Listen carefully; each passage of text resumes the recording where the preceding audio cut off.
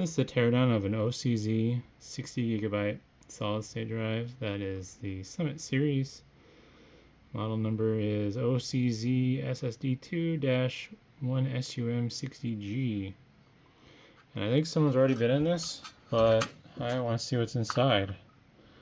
And back in the day, OCZ used to make legendary solid state drives, but I think Toshiba bought them out? I forget. Somebody bought them out and they basically disappeared, which was a shame, but that's how it goes. Oh wow.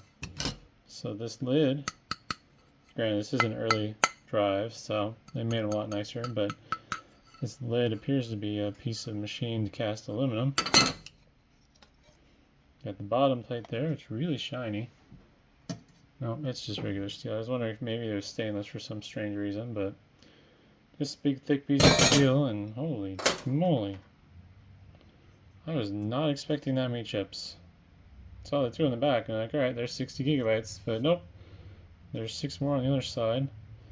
So that means something. I don't know. There's an internal label.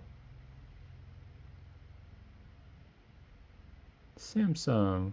So this was a rebranded Samsung drive. What in the world?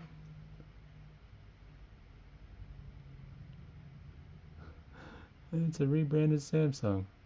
But it's kind of cool. I wonder if it's actually bad.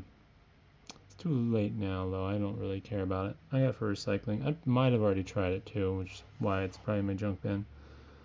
But the model is MMCRE64G5MXP-MVB. MLC flash. Samsung controller chip there with Samsung memory.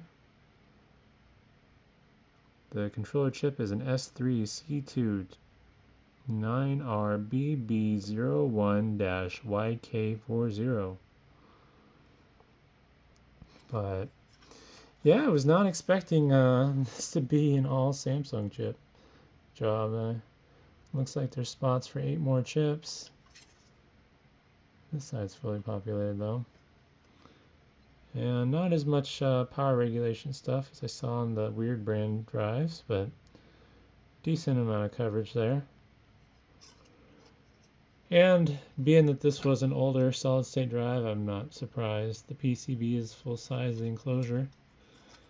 Flash just wasn't as dense back then, so they had to use a lot more of the space. But hopefully that's interesting, and thanks for watching.